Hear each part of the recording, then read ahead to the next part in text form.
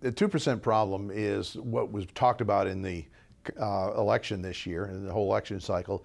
They talked about the fact that for the last 7 years, we've been averaging about a 2% GDP growth. Actually, just slightly over that, about 2.2% in this expansion. And that's anemic compared to what typically takes place coming out of a recession, where you get to see 3.5 to 4% rate of growth.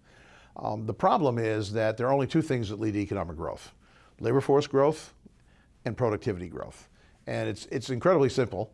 You just add the two together: percentage change in labor force from year to year, percentage change in productivity from year to year. Add those two together, and that gives you essentially your potential GDP increase.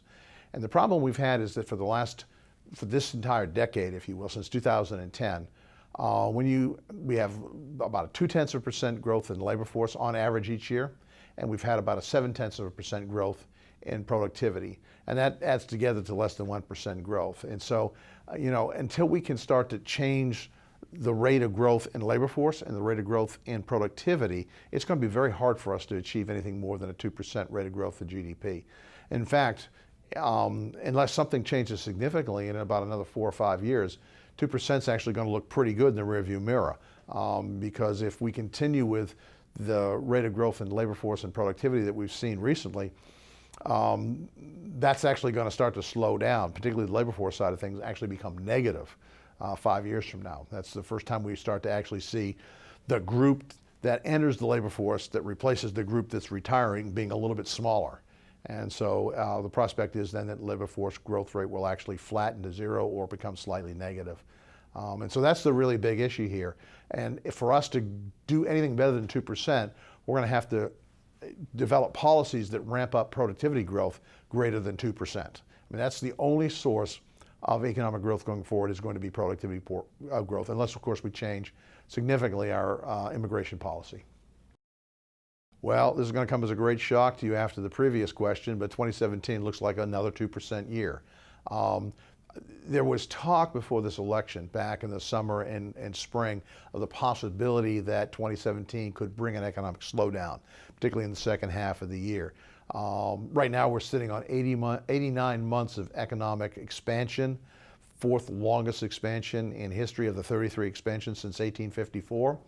And there was sort of this, we're running out of steam problem. But I think the election has probably changed that and given us a year, if you will, of grace. And so we look at 2% again. There's going to be some significant changes in policy in the first 6 months of the Trump administration. We know there's going to take a run at tax reform at the corporate level, tax reform at the individual income level. We're looking at infrastructure possibility and some healthcare reform. So we've got a bunch of programs that are going to affect the economy going forward. To the extent that those programs take shape and the impact that they might have on future productivity growth really won't be felt until the 2018 cycle. So I think 2017 is probably pretty much set in stone going forward, looking at 2% growth.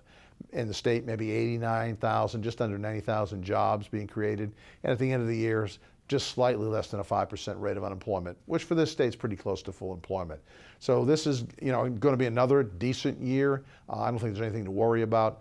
What really will become interesting over the next 6 months is, as these programs start to take shape and we start to realize what they look like and the impact that they're going to have on the economy, what 2018 might look like. That's the real wild card going forward.